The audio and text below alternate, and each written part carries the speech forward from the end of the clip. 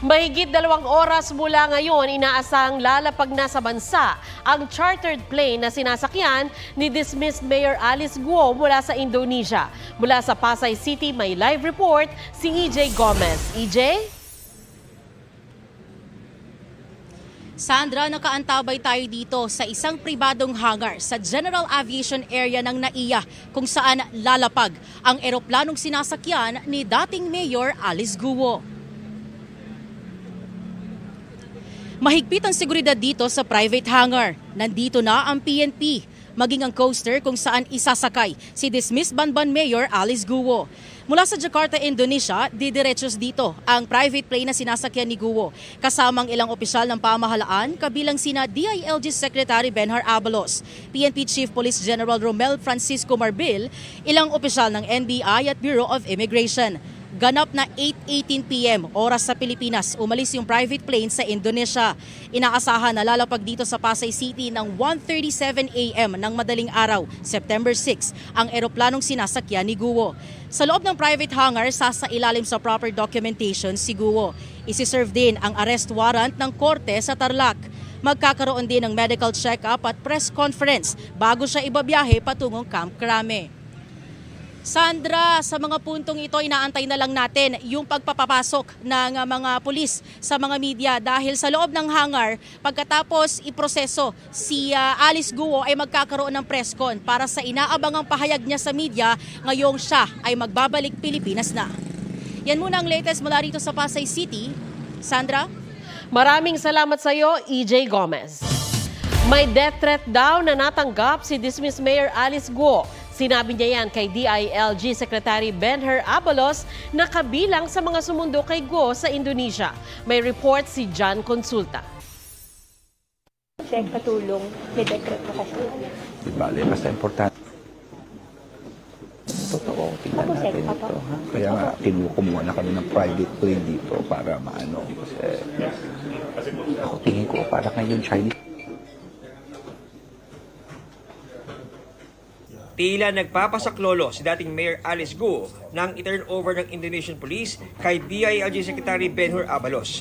Hindi malinaw kung ano ang tinutukoy ni Guo na banta sa kanyang buhay. Pero ayon sa Bureau of Immigration, based dun sa information na binato sa akin ng ating informant, sinasabi na takot din daw siya, sinasabi niya sa Chinese mafia. Hindi nasabi sa amin kung anong means yung sinasabing death threat. ayon sa Immigration, ilang beses nagpalipat-lipat ng pinagtataguan si Guo. Bago naman siya naaresto sa townhouse na ito sa Tangerang City sa Indonesia. Nagpaabot si Guo ng surrender feelers sa DOJ tracker team. Matapos i-turn over sa Pilipinas si Guo, proseso na ang mga papeles niya. Ipinakita rin niya ang kanyang Philippine passport. Dito na nga mga kapuso sa ating likuran si Mayor Alice Guo at nagsisimula na itong turnover mula sa Indonesian authorities papunta sa mga otoridad ng Pilipinas, sa BI, PNP at pakita natin ngayon nilba na siya ng dokumento at sisikapin na ngayong araw na to ay mailipad na pabalik ng Maynila. Ito si how are you ma'am? How are you? Sa isang punto, nakipag-selfie pa sa kanya ang ilang opisyal mula sa Pilipinas at maging sa Indonesia. You remember me? Okay. Ma'am, dito ma'am. You're going home. How do you feel? I'm good. I'm good. Yeah, I'm good. Are you okay now? Yeah. I'm good. Yung mga accusations sa'yo, you're confident you can answer it? Are you going to go? Are you going to respond? Wala po mali. Ma'am, may death threat ka daw. May death threat ka daw. May death threat ka daw, ma'am. May death threat ka. Ma'am, may death threat ka daw. Yung media, stop. Yung media, downstairs. Pasado alas 8 ng gabi nang umalis ang private jet na inerkila ng gobyerno para kay Guo. Patong-patong na kaso ang naghihintay kay Guo sa kanyang pagbalik sa Pilipinas. Sasalubungin agad siya ng inisyong warrant of arrest ng korte sa Tarlac para sa kasong paglabag sa Anti-Graft and Corrupt Practices Act. Dahil yan sa paggamit umano sa kanyang pwesto para paboran ang baufulan na nagpaupa ng lupa sa Pogo sa Bamban. Bukod pa yan sa mga reklamong qualified human trafficking. money laundering at tax evasion na nakasampa sa Department of Justice. Pinapakansela rin ng Office of the Solicitor General ang birth certificate ni Guo. May kinakaharap ding reklamong material misrepresentation si Guo sa COMELEC. Mula sa Jakarta, Indonesia, John Consulta, nagpapalita para sa GMA Integrated News. Pinuna ng ilang senador ang pakikipag-selfie ng ilang kawani ng NBI kay Alice Guo habang itina-turn over ng Indonesian authorities. Unprofessional daw ito, sabi ni Senador Joel Villanueva. Tanong pa ng senador, gusto raw ba talaga nilang makipag-selfie sa isang pugante? Paalala naman ni Senador Riza Ontiveros, pugante si Guo at hindi celebrity. Sa inilabas na litrato ng NBI, may groupie si Guo kasama ang 4 na taga-NBI. Wala pang pahayag tungkol dito ang NBI. Ngayong nahuli na si Alice Guo, gusto na rin daw sumuko ng kapatid niyang si Wesley. Sinabi yan ng abogado ni Alice na si Attorney Stephen David, pero hindi siya nagbigay ng iba pang detalye. Hindi naman daw alam ni David kung nasaan si Wesley na ayon sa Bureau of Immigration ay hinahanap din ng Indonesian authorities. Ang kaanak naman nilang si Sheila Guo na kasama nilang lumabas ng bansa. Pinagdudahan ng Senado nang manindigang naglayag siya sa dagat patungong Sabah, Malaysia bago pumuntang Indonesia. Kinumpirma naman ni Sheila na nakipagkita sila sa sinasabing ina at ama ni Alice na sina Wen Yilin at Gu Janzong sa Singapore pagkatapos lisanin ang Pilipinas. Ayon naman sa DOJ, sakaling alisin ang contempt order kay Sheila, hindi siya agad pakakawalan mula sa detainment sa Senado. Ililipat lang siya sa kustodiya ng Bureau of Immigration dahil sa kanyang deportation case. Pinawalang bisa po ng Court of Appeals ang TPO o Temporary Protection Order na inilabas ng Davao Regional Trial Court.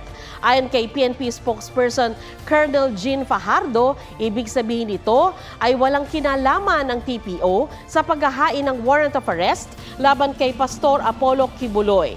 Nakasaad sa TPO na dapat alisin na ng mga pulis ang barikada sa paligid ng KOJC compound. Pinahihinto rin ito ang anumang aktibidad na banta sa buhay, kalayaan, seguridad at ari-arian ng KOJC. Umalma naman ang legal counsel ng KOJC sa desisyon. Hindi raw sila hiningan ng komento tungkol dito.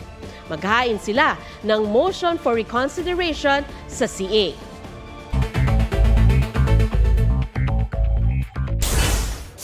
Isa sa 3 sospek sa pamamaril sa emergency room ng isang ospital sa Dasmariñas, Cavite, sumuko. Para malinis lang po yung pagkatao ko. Kopya po kami ng CCTV na pinagtatrabahuan ko, nandun po ako. Sa Bataan po yan, Orani po. August 28 ng barilin habang nasa ER ang babaeng dati raw nagtitimbre ng mga iligal na aktibidad sa mga pulis. Matinding galit ang tinitingnang motibo sa pagpatay. 2 sa 3 sospek na ang hawak ng otoridad. SUV sumalpok sa concrete barrier ng EDSA busway. Bintana ng sasakyan kailangan basagin para mailabas ang dayuhang driver na hindi raw gumagalaw. Sinuri siya sa ospital. Sa ulat na nakuha ng MMDA, nalito ang driver kaya pumasok sa busway. Maharap siya sa reklamo. Bernadette Reyes, nagbabalita para sa GMA Integrated News. Patay ang isang babae matapos suwagin ng kalabaw sa Bacolod City. Ayon sa pulisya, nangunguha ng kangkong ang 55 anyos na babae nang atakihin ng kalabaw. Napunta ang shorts ng biktima na naglalaman ng cellphone at pera sa sungay ng kalabaw. At nang kukunin ito ng residente, siya naman ang sinuwag ng kalabaw kaya sugatan din. Napilitan ang mga pulis na barilin ang kalabaw para mapakalma. Kinatay ito kalaunan para may maidagdag sa panggasto sa pagpapalibing at pagpapagamot ng mga biktima. Wala pang desisyon ang pamilya ng mga biktima kung kakasuhan ang may-ari ng kalabaw.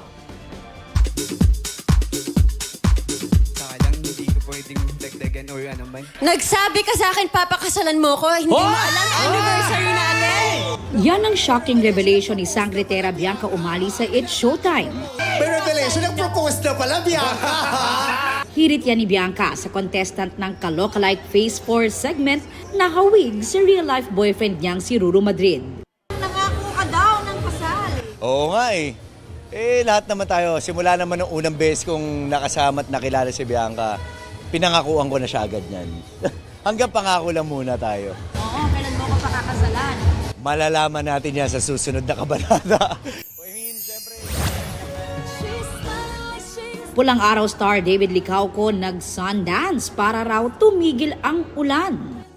Aubrey Carampel nagbabalita para sa GMA Integrated News. Huwag magpahuli sa mga balitang dapat ninyong malaman. Mag-subscribe sa GMA Integrated News sa YouTube. Sa mga kapuso abroad, subaybayan nyo kami sa GMA Pinoy TV at sa www.gmanews.tv.